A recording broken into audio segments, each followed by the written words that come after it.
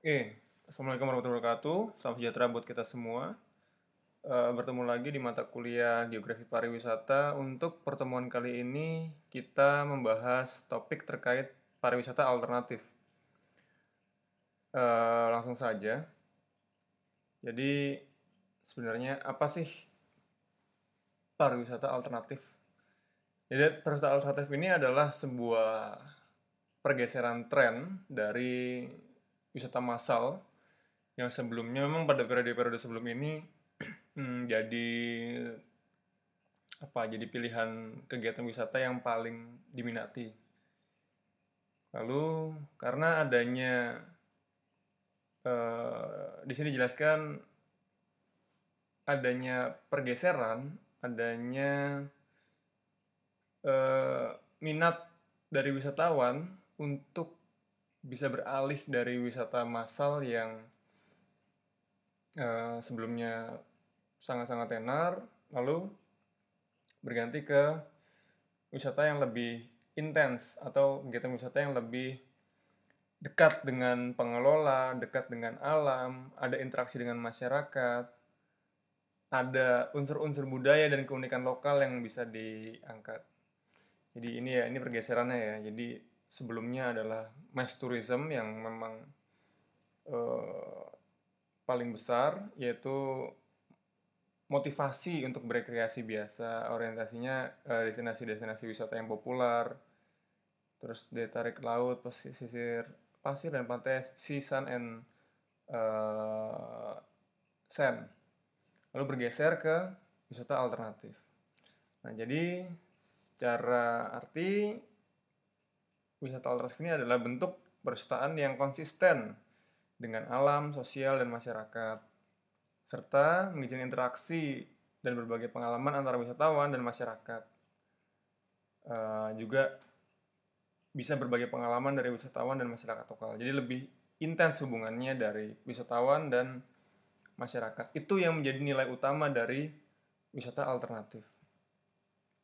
Nah, seperti yang saya bilang barusan, bahwa pariwisata alternatif ini adalah pergeseran dari mass tourism yang cenderung saat ini sebelum pandemi masuk ke ranah eh, bisa dibilang over tourism. Jadi ada beberapa tempat yang kegiatan wisatanya sudah sangat-sangat over, sudah sangat melebihi dari daya tampung wisata yang ada di sana atau carrying capacity-nya. Jadi mulai beralih dari wisatawan ini mulai mulai bosan, wisatawan mulai jenuh. Nah, pariwisata alternatif salah satunya muncul akibat kejenuhan terhadap pariwisata massal yang menimbulkan banyak kerusakan lingkungan sosial dan tidak memperhatikan kelanjutan dari objek wisata itu sendiri. Nah, dari keresahan-keresahan itu maka banyak wisatawan yang menginginkan hal yang baru, eh, hal yang tidak semasif kegiatan wisata yang bisa dicontohkan seperti yang over tourism ini. Bagaimana kegiatan wisata itu sangat-sangat sangat-sangat sesak, sangat-sangat pepat gitu. Nah, mau beralih ke tren-tren wisata yang sifatnya lebih intim, yang lebih segar, yang lebih berkualitas dari kegiatan wisatanya. Nah, sehingga kegiatan-kegiatan wisata alternatif ini menjadi pilihan. Nah, tren wisata alternatif ini juga berkembang. Seperti contoh ini ilustrasi gambarnya. Ini adalah contoh. Jadi dari yang sebelumnya banyak wisatawan yang bosan dengan yang kondisi yang ada seperti ada di gambar ini, lalu pengen merasakan hal-hal baru, hal-hal yang lebih intim, hal-hal yang lebih erat dengan penyelenggara, dengan alam, dengan lingkungan sosial dan budaya. Ini adalah pariwisata alternatif. Nah, ada 4 contoh yang paling memungkinkan buat kita lihat sebagai pariwisata alternatif, yaitu yang pertama adalah kegiatan-kegiatan wisata yang basisnya ekowisata atau ekoturism. Lalu agrotourism atau pariwisata agro. Pariwisata perdesaan, dan terakhir adalah pilgrim atau pariwisata spiritual. Coba kita lihat satu-satu. Ekowisata. Nah, ini sebenarnya secara umum mungkin banyak orang awam menganggap ekowisata adalah kegiatan yang hubungannya dengan alam. Itu adalah sudah ekowisata. Tapi ternyata tidak sesimpel itu. Tidak segala kegiatan yang hanya berlandaskan ada kegiatan alamnya bisa dibilang ekowisata. Ekowisata paling enggak harus memenuhi 7 unsur ini, yang paling sederhana. Ini yang dikemukakan oleh Jenanton Damanik dan Weber tentang apa aja sih harus ada di ekowisata. Pertama adalah harus mengurangi dampak negatif berupa kerusakan pencemaran lingkungan. Ya, garis bawahnya adalah harus mengurangi dampak negatif berupa kerusakan atau pencemaran lingkungan. Dan budaya lokal. Lalu membangun kesadaran penghargaan lingkungan dan budaya di destinasi wisata, baik wisatawan, masyarakat lokal maupun wisata. Nah, jadi kegiatan wisata yang dilakukan harus membangun kesadaran atas lingkungan di destinasi wisata baik oleh wisatawan, masyarakat lokal, maupun juga pelaku wisatanya. Jadi 3 unsur ini harus memiliki kesadaran atas lingkungan alam. Lalu menawarkan pengalaman-pengalaman positif bagi wisatawan maupun masyarakat lokal. Jadi yang bisa menerima pengalaman positif tidak hanya wisatawan, tapi masyarakat lokal juga harus menerima pengalaman positif. Itu nilai dasar dari ekowisata. Lalu harus ada keuntungan finansial secara langsung bagi keperluan konservasi dan kontribusi pengeluaran ekstra wisatawan. Ada kegiatan konservasinya, lalu memberikan keuntungan finansial dan pemberdayaan bagi masyarakat lokal.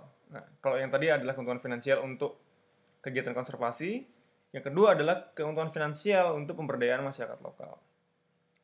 Keenam, meningkatkan kepekaan terhadap situasi sosial, lingkungan, dan politik di DTW. Ini juga menjadi bagian dari ekowisata dan menghormati hak asasi manusia dan perjanjian kerja, jadi keterbukaan dan lain-lain bagi wisatawan, masyarakat lokal, dan pengelola jasa yang lain. Dan harus menjunjung hak asasi manusia, serta tunduk pada aturan main yang adil dan disepakati bersama oleh transaksi-transaksi wisata. Nah, jadi 7 poin ini adalah dasar dari bagaimana kegiatan ekowisata itu bisa berlangsung. Jadi kalau hanya kegiatan yang ada hubungannya dengan alam saja, itu mungkin belum bisa digolongkan masuk terhadap bagian dari ekowisata, tapi harus memenuhi paling nggak 7 bidang ini, 7 syarat ini. Ya bisa digambarin ilustrasinya, kegiatan-kegiatan ekoturism, gimana kegiatan wisatawan itu bisa terlibat langsung dengan budaya masyarakat lokal, terus bagaimana wisatawan bisa mempelajari adat istiadat, bisa mempelajari lingkungan alam yang unik dari suatu tempat, dan bisa mengkonservasi lingkungan alam yang ada di sana, ataupun mengkonservasi budaya yang ada di sana. Itu baru menjadi dasar dari ekoturism. Nah, ini bisa dilihat nanti activitiesnya apa aja. Ada soft adventure, cultural and culinary, wildlife watching, history and archaeology, bird watching, dan beach related. Itu tadi adalah ekoturism. Oke, selanjutnya yang kedua adalah pariwisata agro, yaitu satu kegiatan wisata yang menaruh perhatian besar terhadap sektor pertanian dan perkebunan. Nah, garis bawahnya adalah di sini, sektor pertanian dan perkebunan, seperti berwisata ke kebun stroberi, apel, jeruk, anggur, dan sebagainya. Nah, penekanannya adalah pengalaman dan ada pengalaman dan informasi, pelajaran dari sesuatu yang bisa kita bawa, ada sesuatu yang bisa kita pelajari dari kegiatan wisata di lokasi yang mempunyai kekuatan pertanian dan perkebunan, tentang tanaman dikelola secara baik dan berdampak positif bagi masyarakat lokal. Itu adalah pariwisata agro. Jadi kayak wisata ke kebun apel, jeruk, kopi, anggur, buah-buahan, sayur-sayuran, dan lain-lain. Ini ilustrasinya. Ini bagaimana sebenarnya wisata agro ini adalah kegiatan wisata yang bisa memiliki nilai ekonomi double. Kenapa saya bilang double? Pertama dari hasil dari kebun itu sendiri bisa dijadikan hal positif untuk keberlangsungan ekonomi. Ditambah adanya kegiatan wisata, adanya paket wisata, maka profitnya bisa bertambah lagi, bisa 2 kali lipat gitu, ketimbang hanya dijual begitu saja. Nah, ini salah satu pilihan dari wisata alternatif. Nah, yang ketiga adalah pariwisata perdesaan, yaitu pariwisata pariwisata adalah kawasan yang memiliki potensi dan daya tarik yang khas, yaitu merasakan pengalaman keunikan. Nah, pariwisata pedesaan itu garis bawahnya adalah ini. Memiliki potensi dan daya tarik yang khas, yaitu merasakan pengalaman keunikan kehidupan. Itu merasakan pengalaman keunikan kehidupan dan tradisi masyarakat di pedesaan dengan segala potensi alam, budaya, dan kehidupan sosialnya. Jadi kalau kita datang berwisata ke sebuah desa tidak merasakan ini, maka kita tidak bisa dibilang itu kita berwisata dengan tema pariwisata perdesaan. Jadi intinya adalah berwisata di satu tempat yang menjual experience atau suasana dari sebuah desa. Kita bisa merasakan rasa menjadi warga desa, rasa menjadi orang desa yang punya karakter lingkungan yang unik di daerah tersebut, karakter budaya yang unik di daerah tersebut, karakter lingkungan sosial yang unik di daerah tersebut sebagai satu paket wisata. Itu adalah pariwisata pedesaan. Oke, ini contohnya. Jadi wisata pedesaan bagi wisatawan bisa menikmati suasana dari desa yang ada, yang tentunya difasilitasi oleh masyarakat desa. Masyarakat desa yang menjadi pengelola, masyarakat desa yang menjadi operator dari berjalannya kegiatan wisata di desa wisata atau dengan tema pariwisata pedesaan. Nah, yang terakhir,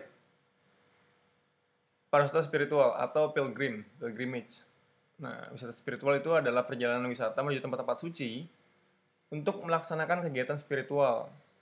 Jadi kegiatan kita berwisata menuju tempat-tempat yang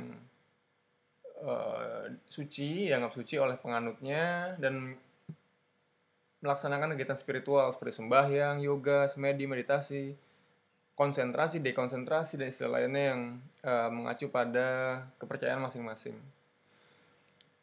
Oke, jadi contohnya seperti yang ada di gambar ini, mungkin ada 3 kegiatan. Pertama, kalau di sebelah ini, kanan atas ini adalah kegiatan Waisak di Borobudur. Bagaimana teman-teman yang beragama Buddha bisa jauh-jauh datang, tidak hanya dari Indonesia, walaupun ada juga yang dari luar negeri, untuk datang ke Borobudur, ke Magelang, Borobudur, untuk merasakan atau mengikuti bagaimana sih prosesi upacara sembahyang Waisak di Borobudur. Nah, kegiatan ini yang dinamakan pilgrim. Jadi kegiatan berwisata dengan tujuan melaksanakan kegiatan peribadahan. Lalu yang di bawah ini, kanan bawah ini adalah biasanya bisa dibilang tur Wali Songo. Jadi mengunjungi makam-makam Wali Songo yang ada di Indonesia, napak tilas bagaimana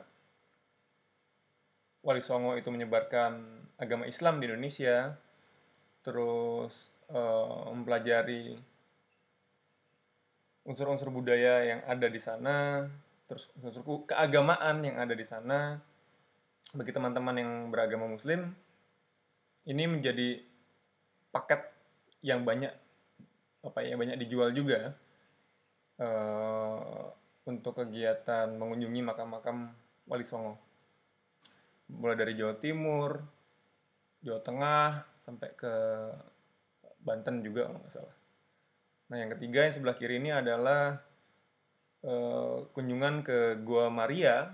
Ini buat kawan-kawan yang beragama Katolik. Mengunjungi Gua Maria itu bisa sebagai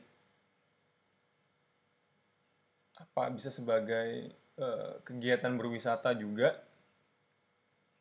dengan tujuan beribadah di sana, dengan tujuan bisa melantunkan doa untuk lebih khusyuk lagi, bisa dengan keluarga besar, bisa dengan pasangan, bisa dengan saudara-saudara dan lain-lain. Nah, contoh pariwisata spiritual atau pilgrim ini juga masuk dari bagian